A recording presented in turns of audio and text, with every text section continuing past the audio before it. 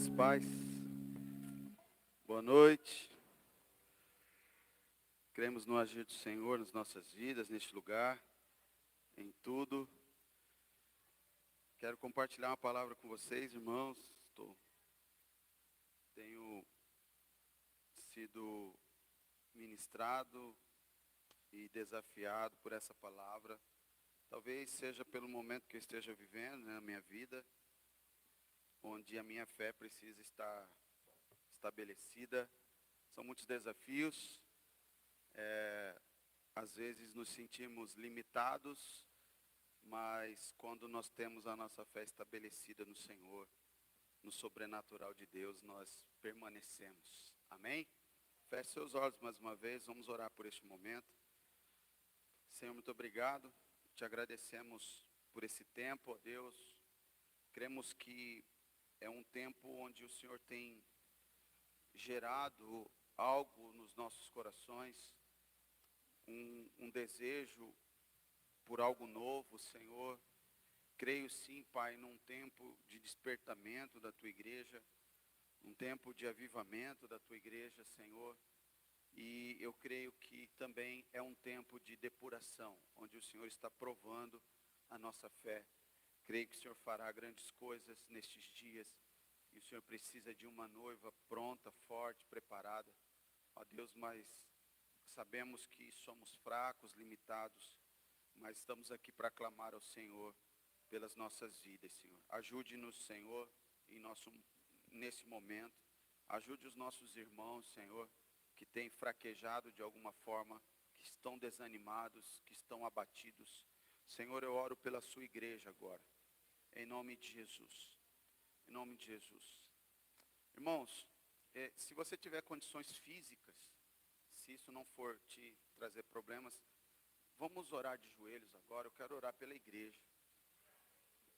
Eu quero interceder agora por essa igreja. Se não há impedimento físico para você,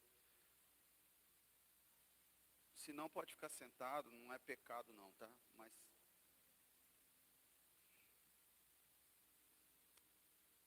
eu oro para que o Senhor coloque um peso de intercessão no seu coração agora. Pela noiva, pelos irmãos dessa congregação. São muitos ataques, são muitas baixas, são muitas más notícias que ouvimos, que chega até nós o tempo todo, e que nós precisamos ajudar uns aos outros, porque é bíblico isso, interceder uns pelos outros. Muitos irmãos não estão suportando a pressão, estão sucumbindo, e nós não podemos assistir isso de forma passiva. Se amamos, o mínimo que temos que fazer é interceder por eles. E que uma dor agora, a dor da intercessão, ocupe o seu coração agora. Pelos irmãos que estão caídos, pelos irmãos que estão em pecado, que desistiram, que estão sucumbindo às lutas. São muitas setas, são muitas estratégias do mal contra o povo de Deus. E você que está em pé, meu irmão, você que está firme, e ajude seu irmão agora. Talvez você nem conheça um caso, você não saiba o que está acontecendo. Apenas ore por essa igreja. Apenas ore por essa igreja. Em nome de Jesus. Senhor, aqui estamos, Pai. Com essa dor, ó Deus, com essa angústia. Eu sei, Pai, que essa angústia não vem de mim, ó Deus. Mas essa angústia, ó Deus, eu entendo que é um chamamento. Um chamamento para esse tempo, ó Deus, de intercessão, Deus. Por essa igreja, Senhor, em nome de Jesus. Quero entregar em Tuas mãos, ó Deus, esse ministério. Mais uma vez, Senhor, declarar que essa igreja é Tua. Senhor, em nome de Jesus, declarar que eu não tenho domínio, eu não tenho poder. Declarar, Senhor, que eu sou incapaz, eu sou insuficiente.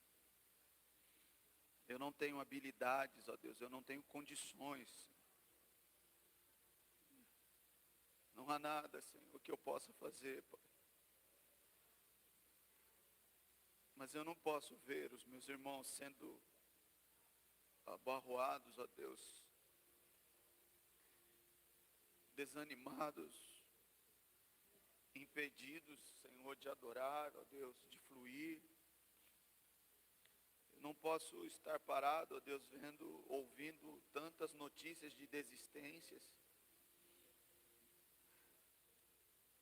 Senhor, em nome de Jesus, tenha misericórdia das nossas vidas. Tenha misericórdia do teu povo, Senhor. Cura-nos, Senhor, como corpo.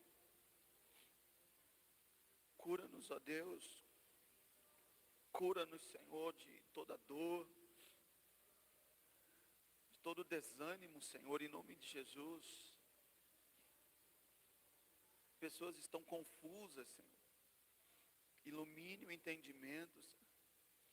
Tire, ó Deus, a divisão do nosso meio, Senhor. Tire, ó Deus, todo espírito de contenda, Senhor. Tire, Senhor, do nosso meio todo espírito que subtrai, ó Deus, em nome de Jesus. Eu oro pelas famílias agora, Senhor, em nome de Jesus. Famílias que estão sendo seguidamente atacadas, ó Deus. Ó, eu clamo, Espírito de Deus, venha nos revestir agora.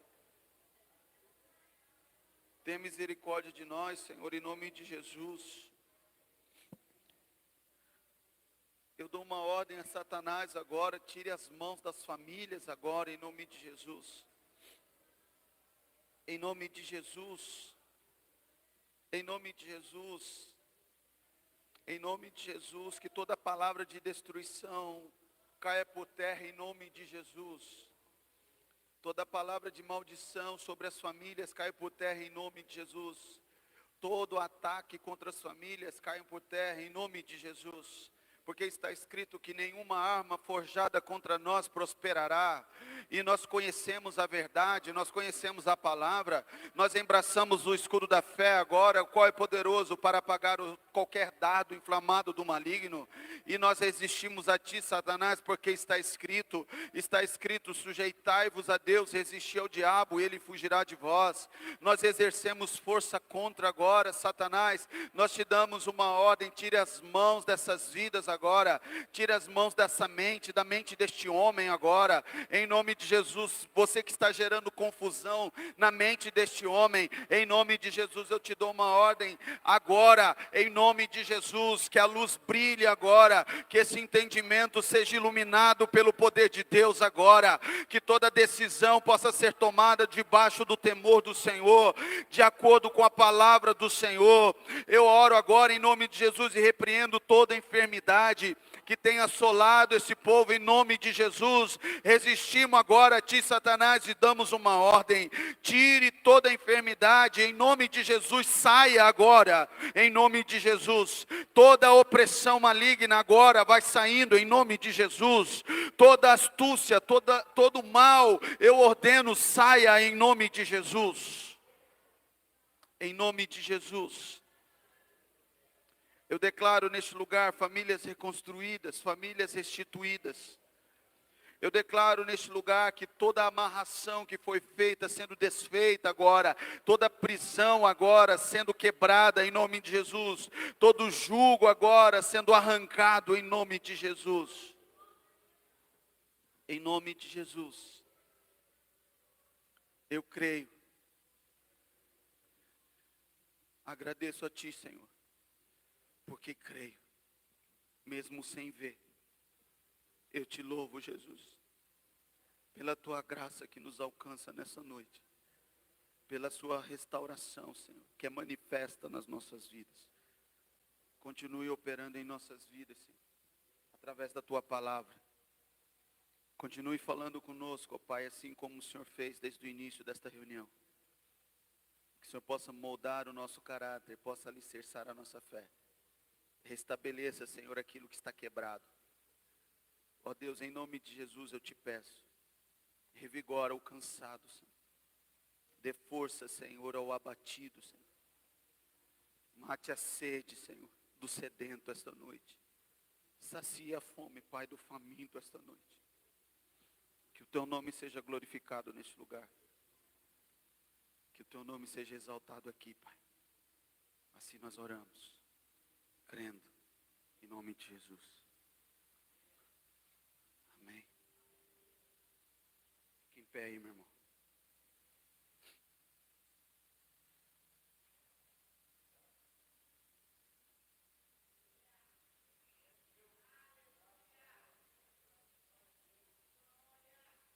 Quem crê no agir de Deus aqui nesse lugar? Você pode levantar a sua voz em adoração, com a sua voz mesmo. Adore Jesus aí, mano. Adore pela sua grandeza, pela sua magnificência, pelo teu poder, pelo teu amor. Adore Jesus pela tua sabedoria.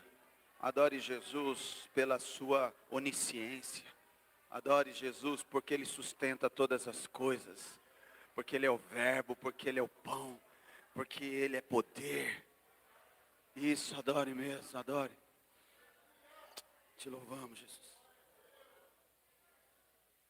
Aleluia. Aplauda Ele porque Ele é bom.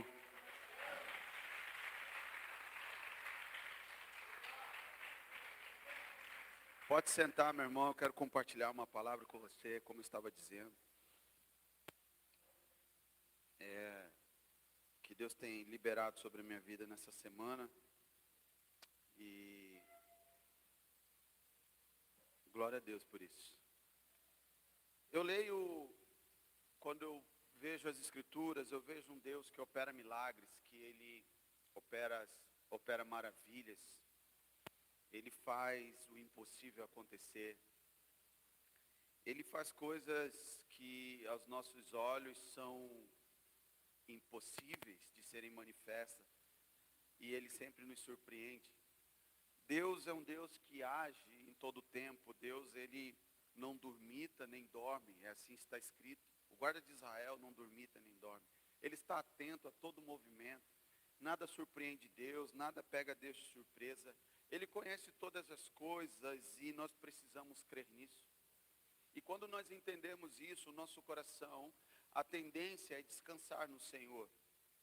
Porque nós reconhecemos esse poder, nós sabemos quem Ele é. Então, quando as coisas não estão de acordo como imaginamos, mas lembramos então de quem Deus é nas nossas vidas, quem Ele é em sua essência, nós conseguimos repousar, nós conseguimos descansar no Senhor.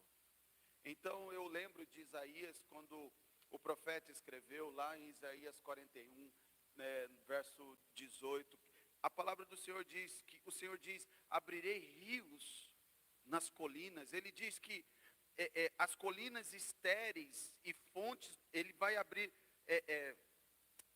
rios nas colinas estéreis e fontes nos vales. Você crê nisso? Fontes nos vales. A palavra do Senhor diz que Ele vai transformar o deserto num lago. O deserto num lago. Você imagina isso, meu irmão? Ele diz que o chão seco vai se tornar manancial. Você imagina o Saara se transformando num lago. É assim que Deus opera, Ele faz o impossível. O salmista, no Salmo 107, diz que Deus transformou o deserto em lençóis de água. E a terra árida em mananciais. Quantos creem nisso? Diga aleluia.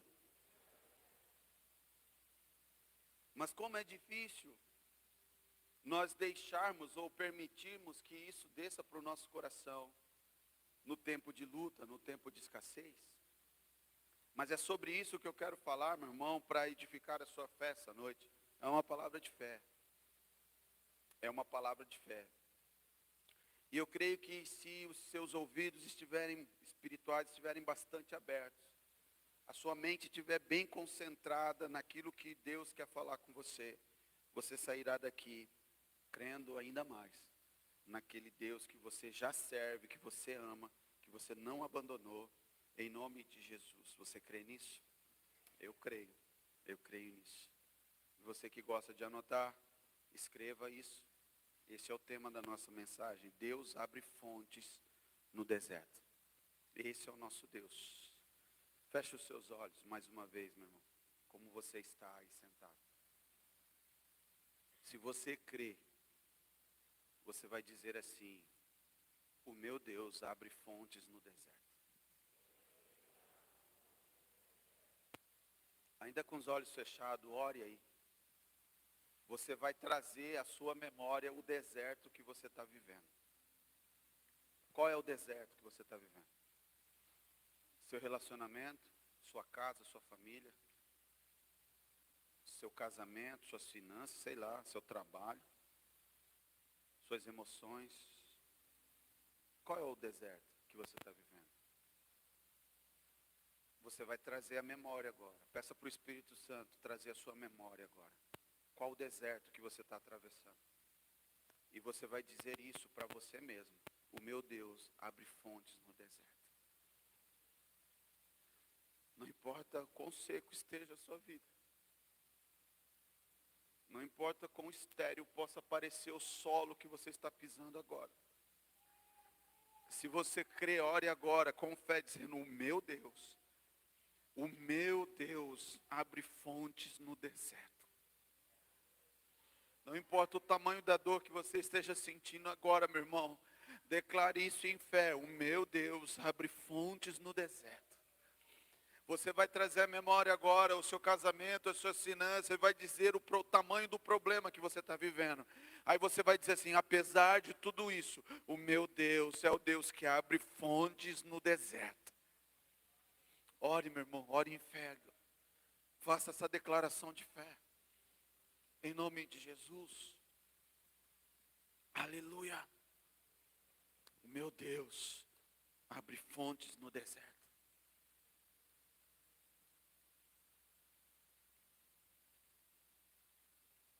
Aleluia. Eu creio.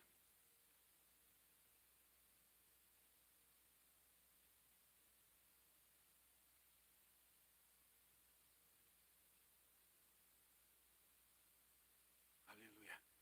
Abra sua Bíblia comigo, meu irmão. No primeiro livro da Bíblia, em Gênesis, ali no capítulo 26.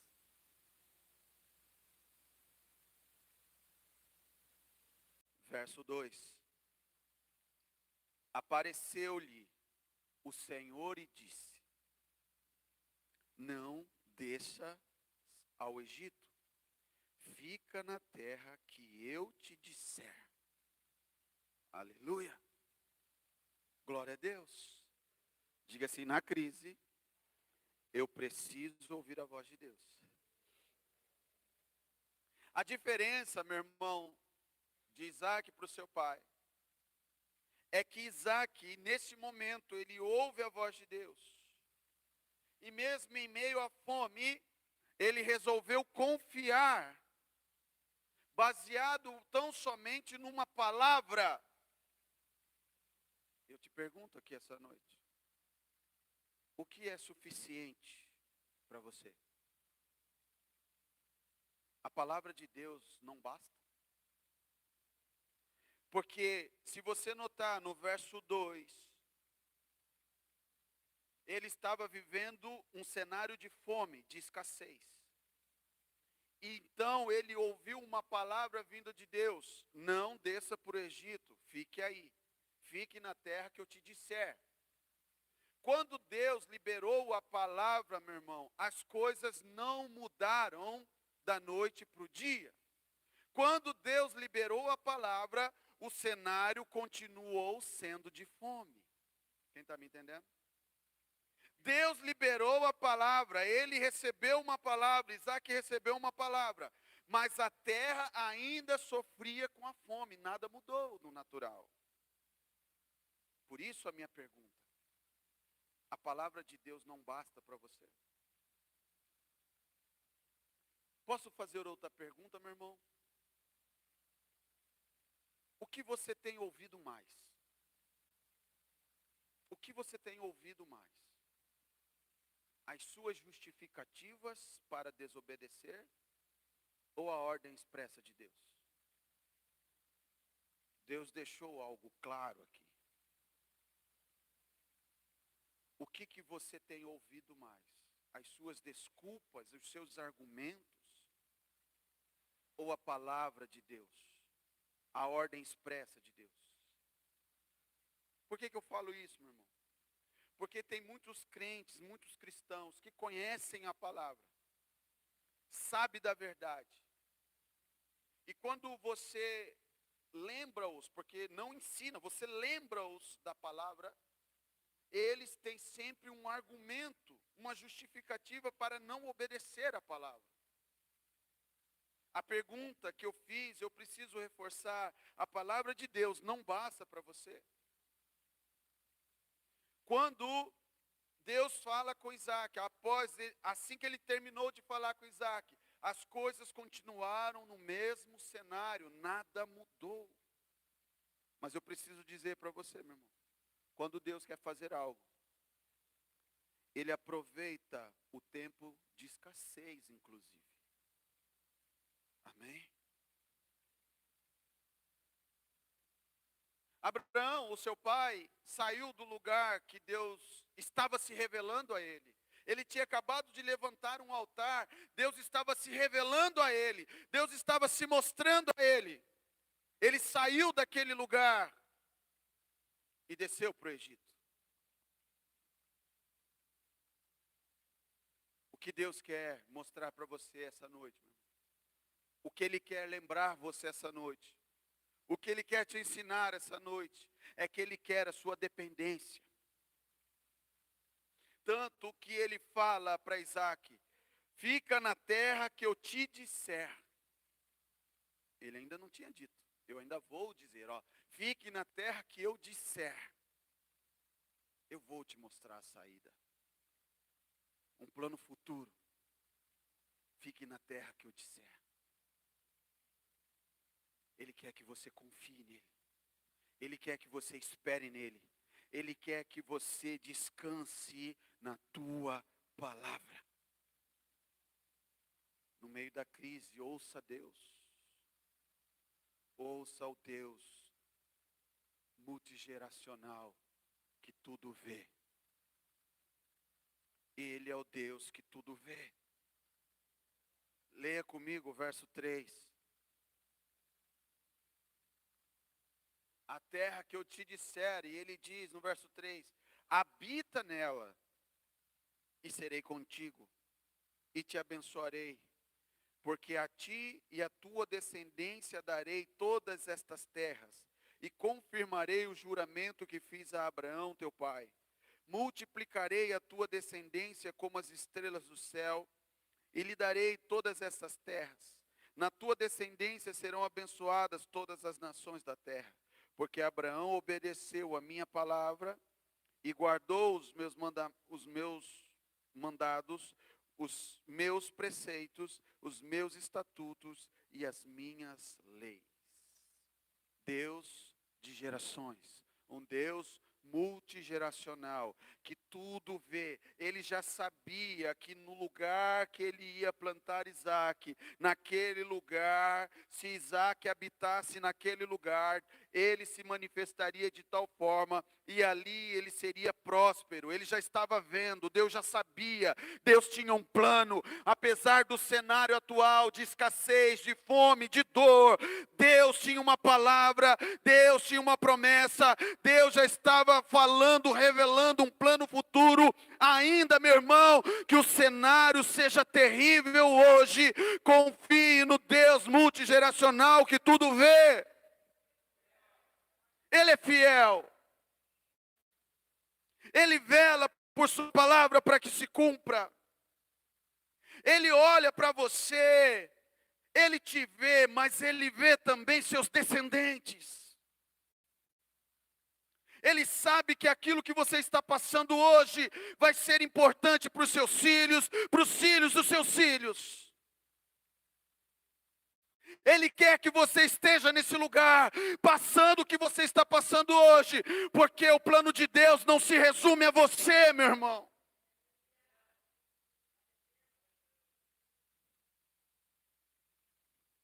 O plano de Deus não para em você.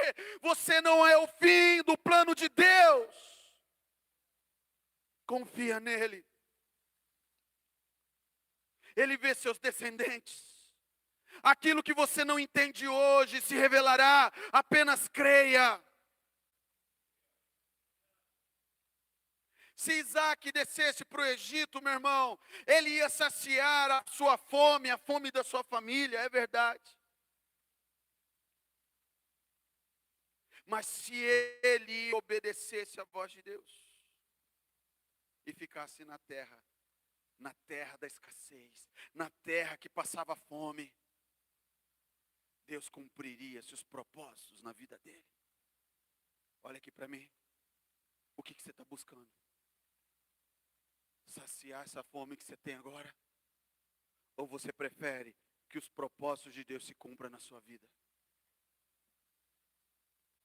Você está fugindo por quê, meu irmão? Você está fugindo por quê? Para buscar um alívio imediato. Eu preciso te lembrar essa noite que Deus tem um propósito que é eterno para você. Ao invés de somente a sua família ser abençoada, todas as famílias da terra seriam abençoadas. No Egito, Isaac receberia um pouco de comida, é verdade. Saciaria a fome momentânea. Ele ficaria na terra do Egito, quem sabe até constituiria ali propriedades. Mas não era esse o propósito de Deus. Deus não quer saciar ou te livrar apenas dessa dor momentânea que você está vivendo, meu irmão. Ele quer que famílias sejam abençoadas através de você. Você precisa entender isso. Muitos querem o impossível de Deus, mas não permanecem na terra que Deus ordena. Muitos desanimam da fé quando as dificuldades aparecem e não vivem o melhor de Deus e preferem viver o melhor do mundo.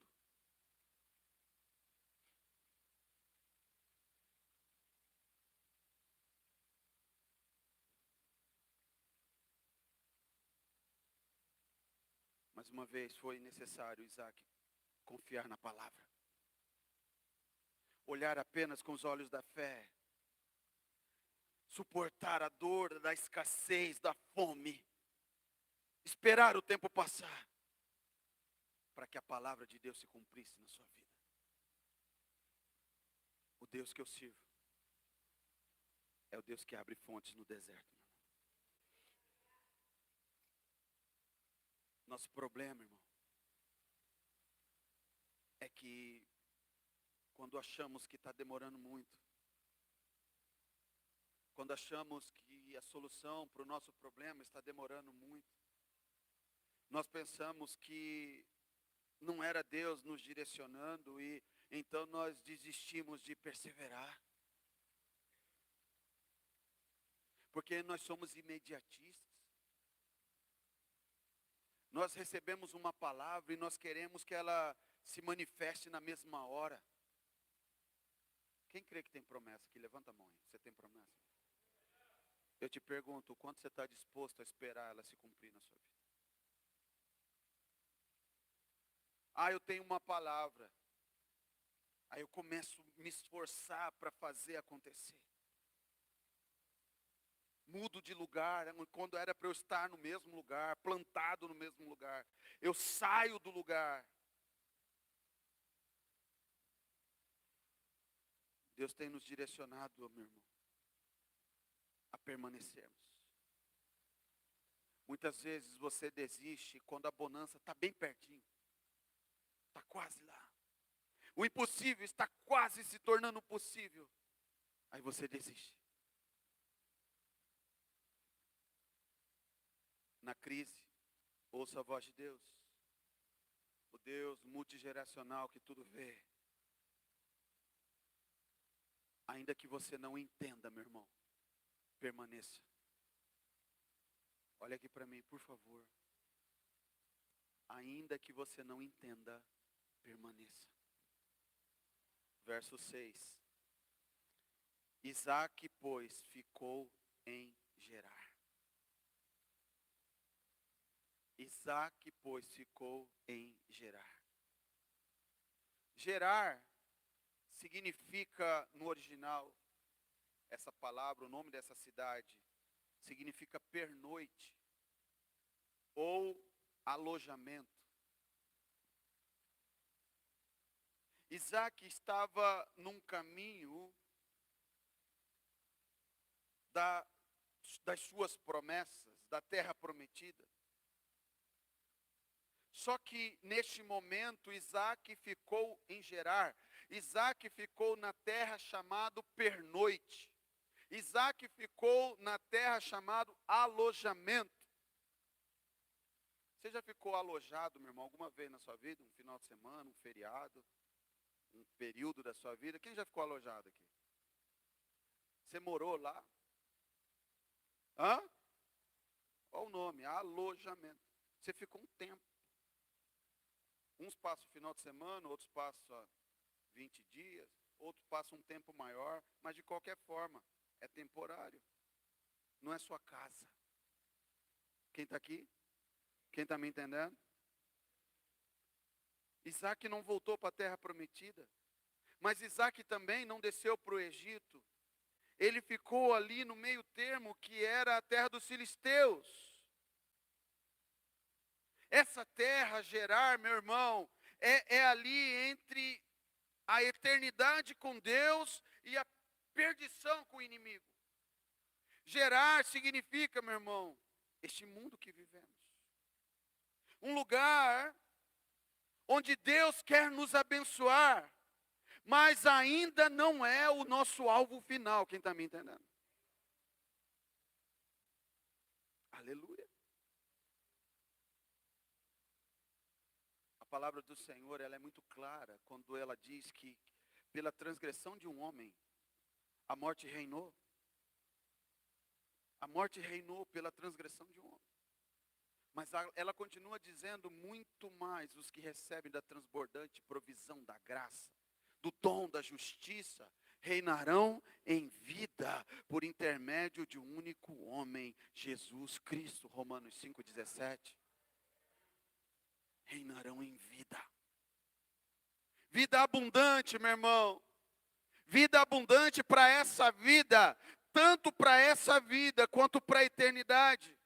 É óbvio que aquilo que vivemos aqui não se compara com a glória futura, não se compara com o porvir, meu irmão, mas as bênçãos de Deus são para hoje, para os aliançados, hoje. Existem bênçãos para você hoje.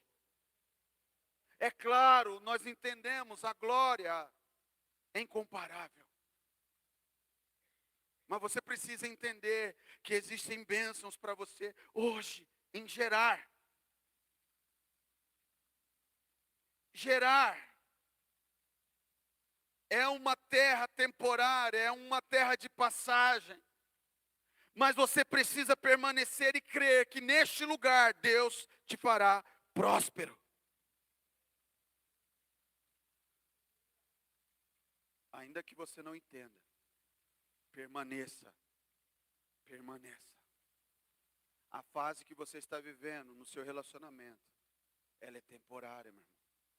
Permaneça. Não foi para isso que eu casei. É só sequidão que eu estou vivendo, meu irmão. Não desça para o Egito. Você vai sentir um alívio temporário.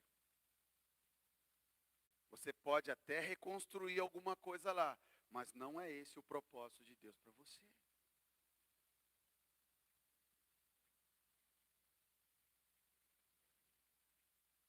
Quero que você entenda, lembrar você essa noite. As circunstâncias, meu irmão, elas não regem Deus. As circunstâncias não regem Deus. Muito pelo contrário. Venha comigo no verso 12. semeou Isaac naquela terra. Qual terra, meu irmão? Fala, Gerar. O que tinha naquela terra?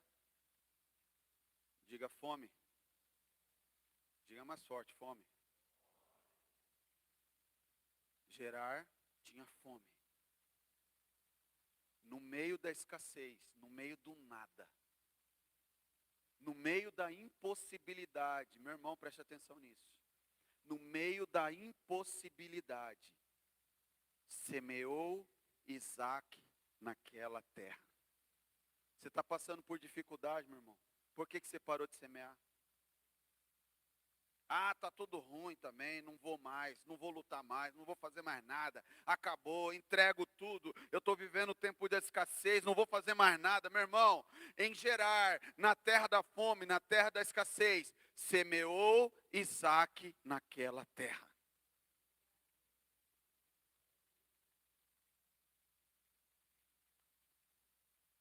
Meu Deus, se você entendesse isso, meu irmão.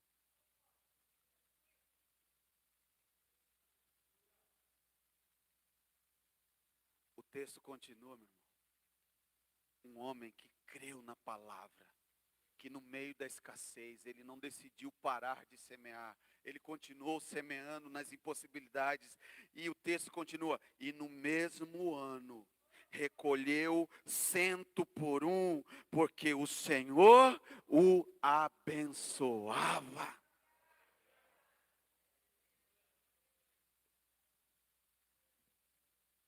Verso 13. Vai ficar melhor ainda, meu irmão.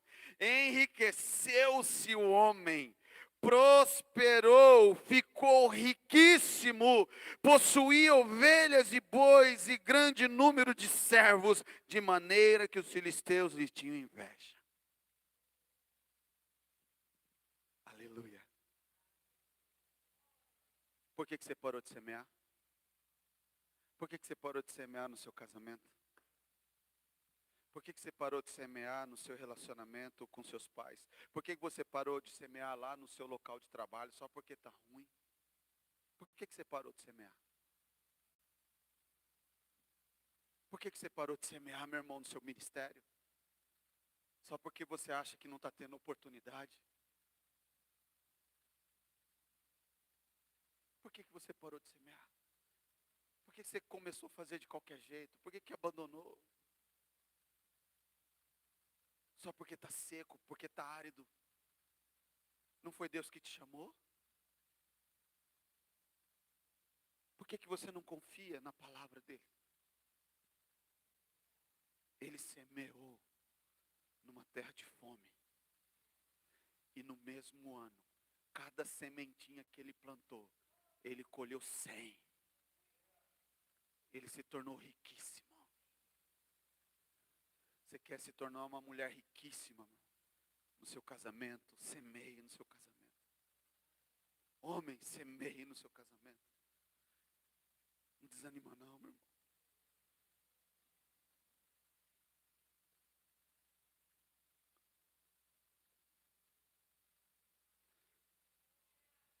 O lugar que ele estava, meu irmão, presta atenção.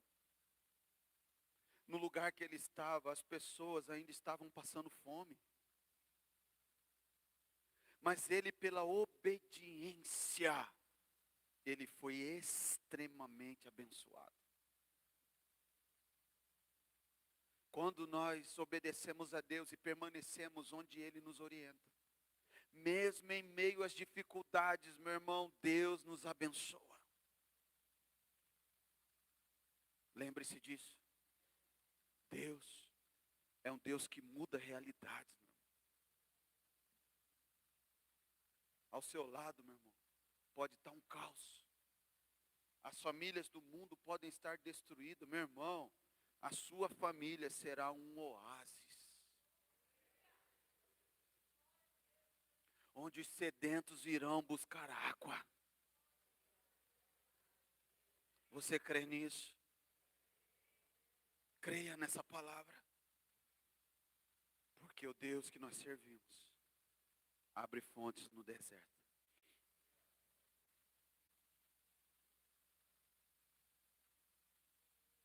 ele começa a mudar a vida das pessoas. Acontece algo terrível. A oposição se levanta. A oposição se levanta. Mas um homem de Deus, uma mulher de Deus, assim como Isaac insistia.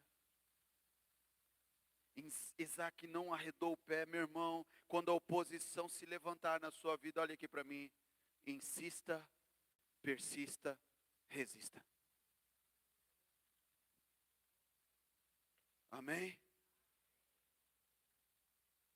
Você crê? Verso 15. Deus prosperou Isaac. Olha o que aconteceu. E por isso lhe entulharam todos os poços que os servos de seu pai haviam cavado nos dias de Abraão, enchendo-os de terra. Quantas pessoas, meu irmão, estão entulhando os seus poços? Disse Abimeleque a Isaac: aparta-te de nós, porque já és muito mais poderoso do que nós. Verso 17. Então Isaac saiu dali e se acampou no vale de Gerar, onde habitou. E tornou Isaac a abrir os poços que se cavaram nos dias de Abraão, seu pai, porque os filisteus os haviam entulhado depois da morte de Abraão. Eles deu o mesmo nome que já seu pai havia posto. Cavaram os servos de Isaac no vale, e acharam um poço de água nascente. Mas os pastores de Gerar contenderam com os pastores de Isaac, dizendo: esta água é nossa. Por isso chamou o poço de Ezeque, porque contenderam com ele. Então cavaram outro poço, e também por causa desse contenderam. Por isso recebeu o nome de Sitna. Partindo dali, cavou ainda outro poço, e como por este não contenderam, chamou de Reobote, e disse: porque agora nos deu lugar o Senhor, e prosperaremos na terra. Quando a oposição se levantar, insista, persista, resista. Irmão, a perseverança é a marca daquele que crê.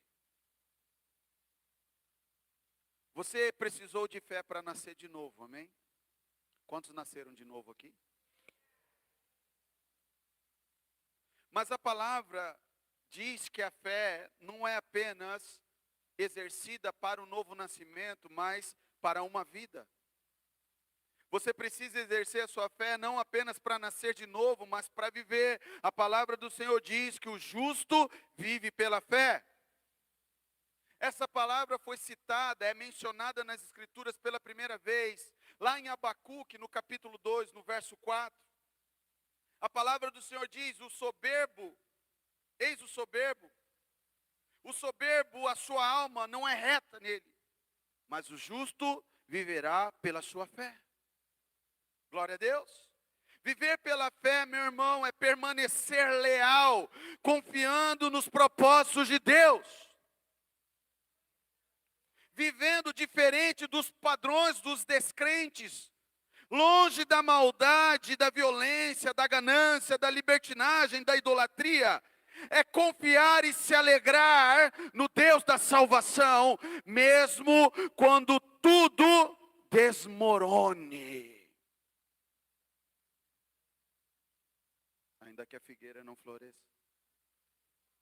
O próprio profeta Abacuque disse que não haja fruto na vide, que o produto da oliveira minta. Não importa o que aconteça com o gado, não importa o que aconteça com a terra, eu me alegrarei. Eu renderei glórias, graças ao Deus da minha salvação. O justo vive pela fé, mesmo quando tudo desmorona sobre a sua cabeça. O justo viverá pela fé. Pode significar tanto o modo como nós guiamos nossa vida, como também a convicção sobre o livramento de Deus para os perigos que nós enfrentamos nessa jornada, meu irmão. Você pode perceber isso em Romanos, em Gálatas. As pessoas ali, Paulo descreve a preocupação com as pessoas que são salvas pela fé no Senhor. Não apenas com a salvação, mas o modo como elas vivem. E ele continua discorrendo sobre o justo viver pela fé, sinalizando, mostrando que alguém é justo só por meio da fé. Não é por obras, mas pela fé. Ele crê, ele mostra, ele escreve e ele revela que o justo vive pela fé, aquele que crê nas promessas do Senhor. Toda pessoa justa, para Paulo, ele descreve, que toda pessoa justa vive de fé em fé. Aleluia. A fé que é dada por Deus para crermos. Somos justificados pela fé em Cristo e caminhamos em confiança em Deus, nas suas palavras, nas suas promessas até o fim, até ver se cumprir nas nossas vidas. O justo vive pela fé, meu irmão. Significa que a fé deve estar presente na vida do crente, do princípio ao fim. Diz respeito à nossa vida aqui, vida momentânea, neste tempo, mas também até a eternidade. O resultado da bênção de Deus na vida de Isaac é que gerou também, provocou ou promoveu a expulsão da cidade.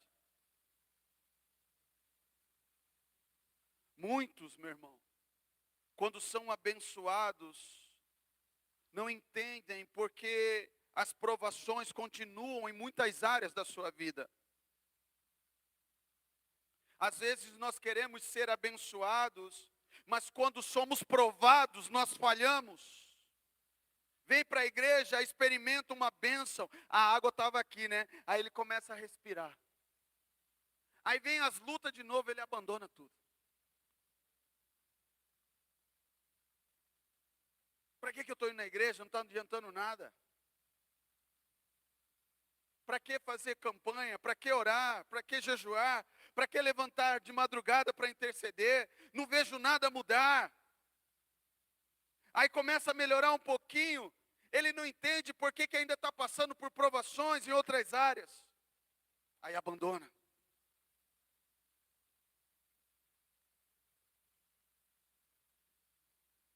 Isaac era mais poderoso que os homens daquela terra.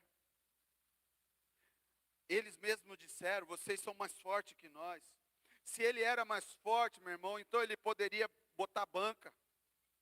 Ele poderia então ter lutado para ficar na cidade. Ele poderia ter matado todos aqueles que ousaram entulhar os poços. Mas Isaac entendeu que a luta dele não era contra a carne ou sangue. Ele entendeu que não era uma guerra que ele deveria travar. Meu irmão, olha aqui para mim. Por que você está gastando energia contra pessoas?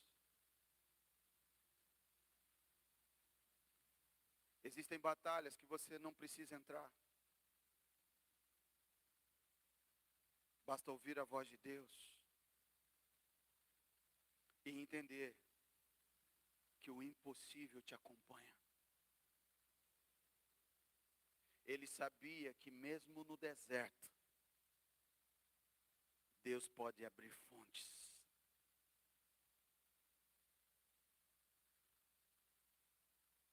Uma frase de Charles Spurgeon, ele diz: se você não consegue confiar em Deus em meio às tempestades, como se atreve a confiar nele para a vida eterna? Eu vou repetir. Se você não consegue confiar em Deus em meio às tempestades, como se atreve a confiar nele para a vida eterna? Como é que você crê que você é salvo e vai morar no céu, se você não acredita que ele pode te livrar dessa situação terrível que você está passando hoje? Quando a oposição se levantar, meu irmão, insista persista, resista. Persistência e constância. Diga isso para mim, persistência e constância. Diga mais forte, persistência e constância. Eu acho que é isso que está faltando para você. Você pode notar que no texto, os caras vieram e entulharam os poços de Isaac.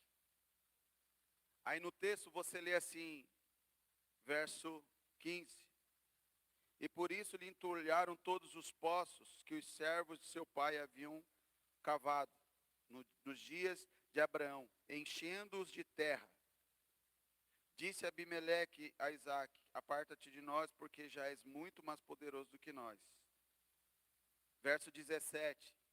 Então Isaac sentou, ficou chorando, lamentando, reclamando.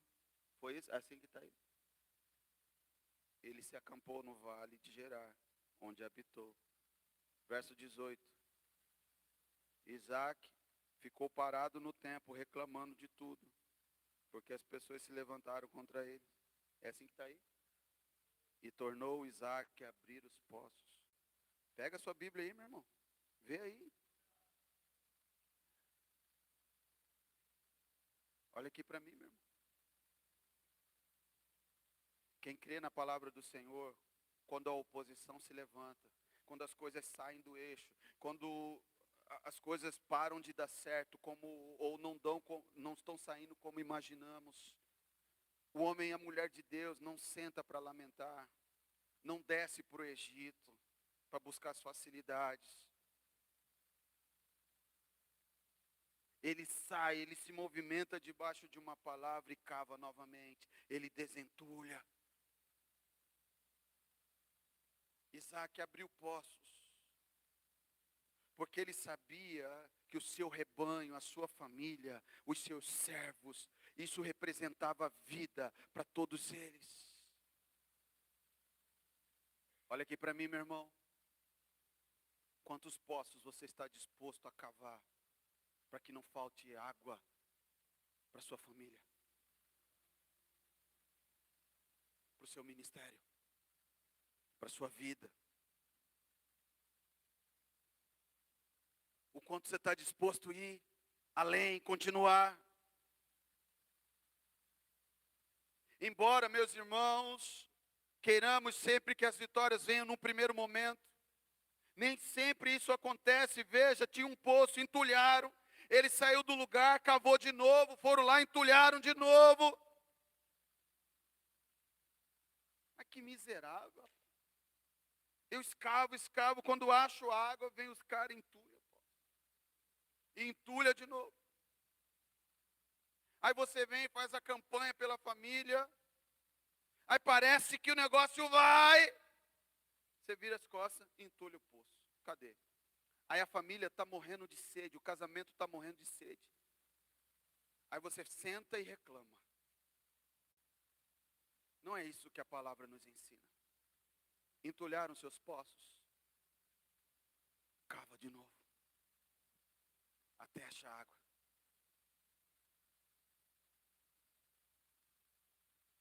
Olha aqui para mim, meu irmão. Somente no terceiro poço acabaram-se as contendas. Jesus perseverou na palavra enquanto era tentado. E apenas na terceira vez, Satanás foi embora. Quem está aqui? Não podemos desesperar porque a luta veio. Precisamos perseverar em Deus. E você vai ver, meu irmão, que chega no terceiro poço, pela terceira vez, retrabalho e retrabalho. Fazer de novo tudo aquilo que você já tinha feito anteriormente. Olha aqui para mim, meu irmão. Você vai precisar fazer de novo tudo o que você já fez.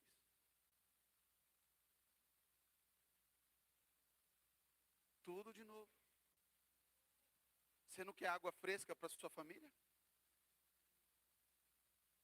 Você não quer água fresca no seu ministério? Você não quer água fresca nos seus relacionamentos? Você não quer água fresca? Você vai precisar fazer de novo. E de novo, e de novo, e de novo, e de novo. Quantas vezes foram necessárias até as contendas acabarem? Quem está me entendendo?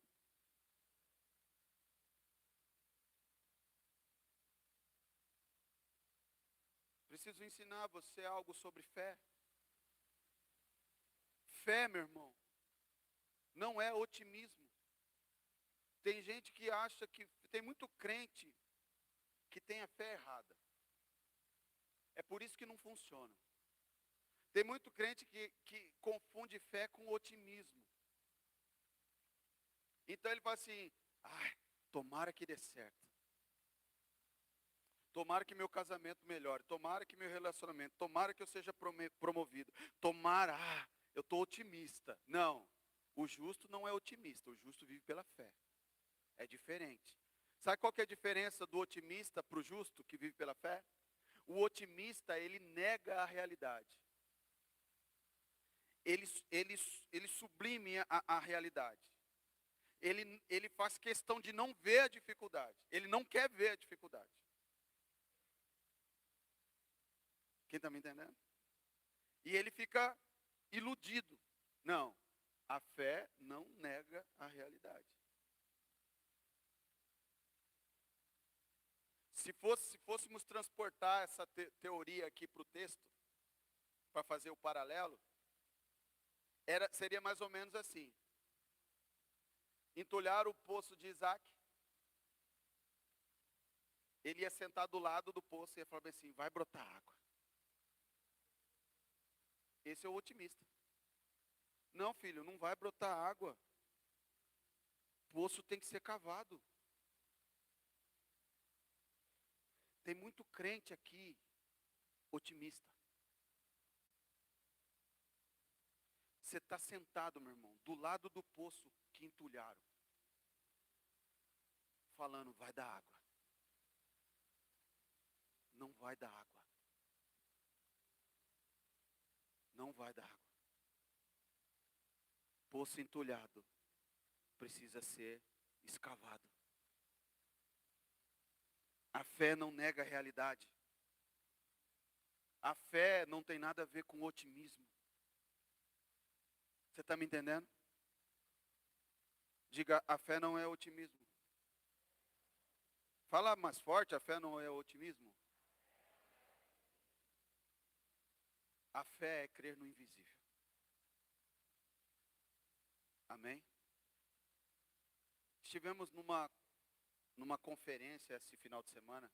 Eu e alguns irmãos aqui estivemos numa conferência. E aprendemos, inclusive, lá, que as mensagens que foram pregadas lá não eram para ser pregadas em outro lugar, porque as mensagens eram para nós, não eram para ser distribuídas. Mas muitas coisas que foram faladas lá testificaram naquilo que eu estava meditando e eu fui muito edificado nessa conferência. Foram 5 palestras, meu Deus, para mim foi de muito bom proveito.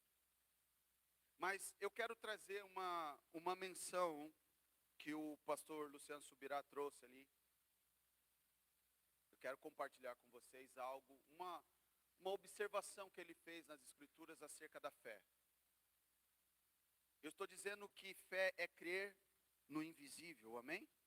Hebreus 11:1, amém? Glória a Deus. O que é fé, segundo Hebreus 11:1? O que é, meu irmão?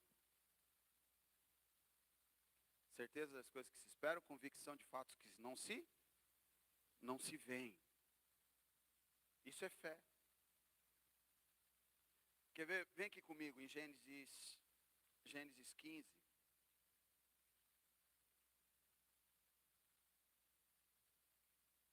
Gênesis 15, 6. 5. Olha aqui. Conhece esse texto já, né? Então, conduziu até fora e disse, quem conduziu? Deus conduziu Abraão. Então conduziu até fora e disse, olha para os céus e conta as estrelas, se é que podes. Ele disse, será assim a tua posteridade. Verso 6, ele creu no Senhor e isso lhe foi imputado para a justiça. Abraão foi justificado pela fé, amém? Pela fé de Abraão ele foi justificado. Olha esse cenário aqui, meu irmão. Ele estava no lugar, Deus tirou ele para fora e falou, olha para o céu, conte as estrelas, dá conta de, consegue contar? Assim será a sua posteridade. Agora eu pergunto, em que circunstância se deu isso? Sabe em que momento se deu isso, meu irmão? Olha o verso 12. Ao pôr do sol caiu profundo sono sobre Abraão, e grande pavor e cerradas trevas o acometeram. Olha aqui para mim, meu irmão. Depois de tudo isso, Deus tirar ele para fora, mandar ele olhar para o céu, só depois de tudo isso é que o sol se pôs. Olha aqui para mim, meu irmão. Que horas que Deus tirou Abraão e mandou ele olhar para o céu e contar as estrelas? Ainda era dia. Quem consegue ver estrela durante o dia? Você já tinha parado para pensar nisso? Ainda era dia, quando Deus manda Abraão olhar para o céu. A fé é certeza das coisas que se esperam, convicção de fatos que não se veem.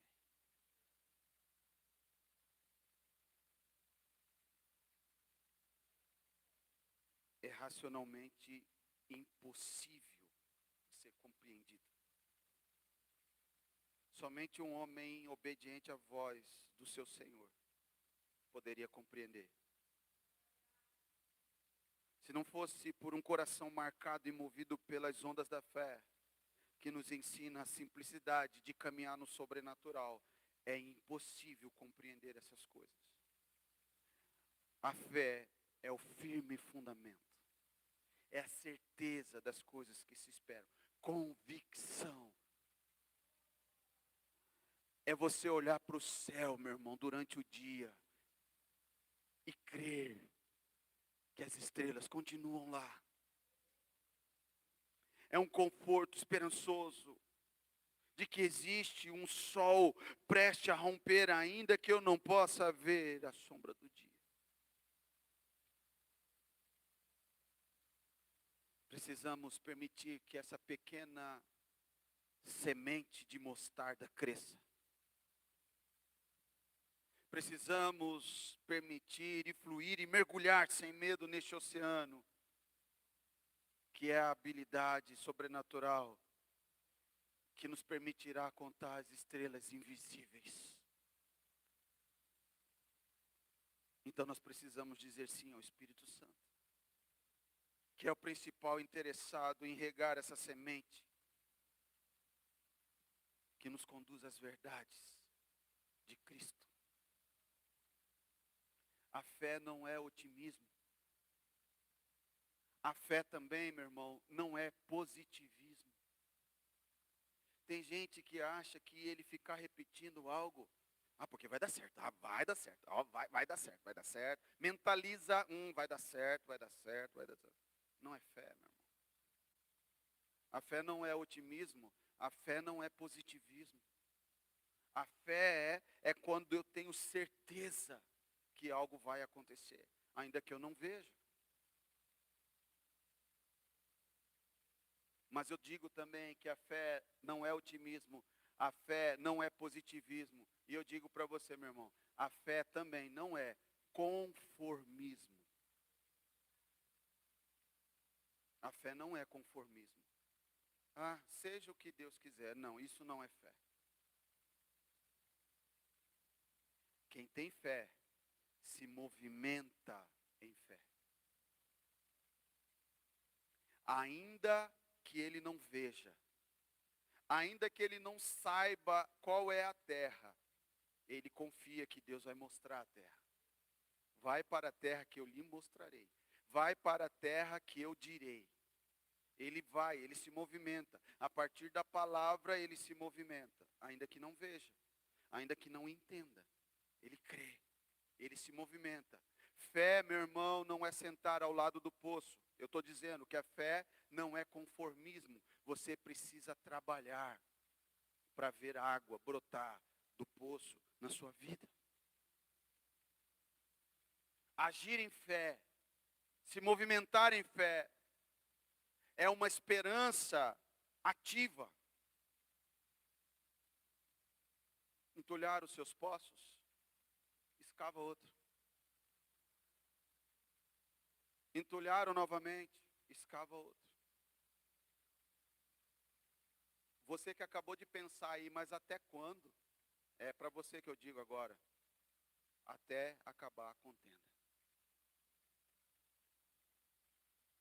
Essa é a resposta para você que pensou assim. É até acabar a contenda. Você tem fé para perseverar?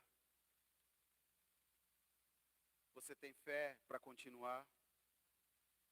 Você tem fé suficiente para semear numa terra de fome? Você tem fé? Se não, meu irmão, vem aqui na frente, vamos orar. Fique em pé. Vamos orar. Quero te ajudar essa noite. Meu Deus é um Deus que abre fontes no deserto. Você está vivendo um deserto aí, meu irmão? Sai do seu lugar, vem aqui.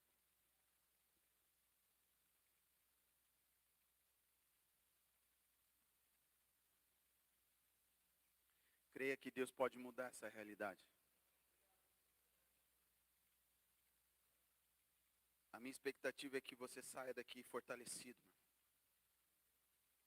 Aquilo que os adversários fizeram na sua vida, que entulharam seus poços. Você trabalhou tanto por isso. Aí você chegou lá, de repente, seus poços todos entulhados. Eu sei, dá um desânimo. Mas eu preciso te dizer isso, meu irmão, você vai precisar escavar novamente. E novamente, novamente, novamente. Mas quantas vezes, pastor, até quando essa luta? Meu irmão, até parar as contendas. Se você crê, meu irmão, essa palavra vai encontrar lugar no seu coração. E ela vai gerar algo transformador em você. Existem pessoas passando por muitas lutas, muitas guerras. E também tem gente, por incrível que pareça, é assustador o que eu vou falar agora. Pessoas que não querem crer. Optaram em não crer nessa palavra de hoje. Porque não quer escavar os poços. Tem pessoas aqui essa noite que estão cogitando descer para o Egito. Para receber o alívio logo, imediato. O Egito te oferece alívio, meu irmão. Sim, o Egito te oferece alimento rápido. Só que você vai perder de viver o propósito de Deus na sua vida. E o propósito de Deus para você é que a sua família seja farol. Que sua família seja um oásis. Lembre-se, o Deus que nós servimos é um Deus multigeracional. Pense nos seus filhos, nos filhos dos seus filhos. Se você desembarcar agora, os seus filhos não viverão o que Deus tem para eles. Olha aqui para mim rapidinho, meu irmão. Me lembrei agora de Acabe. Acabe fez tudo que ofendeu a Deus. Idólatra. Aborreceu o coração de Deus. E ele recebeu uma sentença de morte. Só que aí ele se arrependeu, vestiu pano de saco. Deus falou, eu vou matar você e toda a sua descendência. Mas ele se arrependeu, colocou pano de saco. Aí Deus olhou o arrependimento de Acabe e Deus falou assim, tudo bem. Eu vou poupar você por enquanto, Acabe. Só que eu quero que você saiba que a sua descendência será dizimada. Olha aqui para mim, meu irmão. Você pode descer do barco hoje, do propósito de Deus, mas você precisa saber também, assumir a responsabilidade, que a sua posteridade está fadada ao fracasso. Você está plantando, quando você desce do barco da fé, está plantando na vida dos seus filhos, e na vida dos filhos dos seus filhos, da sua posteridade. Acabe desembarcou do navio da fé, para satisfazer o ego, porque ele não quis renunciar às propostas do mundo. Por um tempo ele foi poupado, mas a sua descendência foi dizimada. Deus é um Deus multigeracional, meu irmão. Quando Ele lida com você, preste atenção nisso aqui.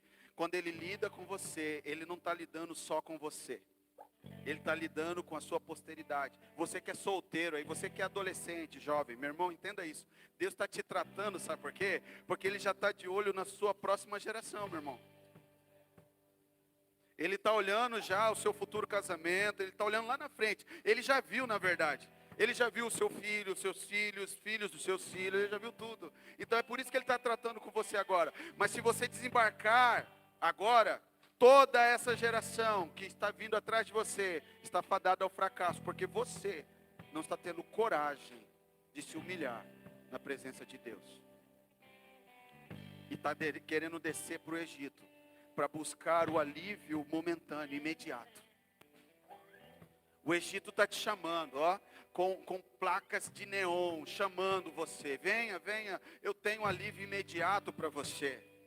Enquanto a palavra de Deus diz, não saia do lugar. Não saia, não desembarque, permaneça. Eu ainda te mostrarei. Ele quer tratar com você. Ele quer tratar com você. Você está plantando para a sua posteridade, meu irmão.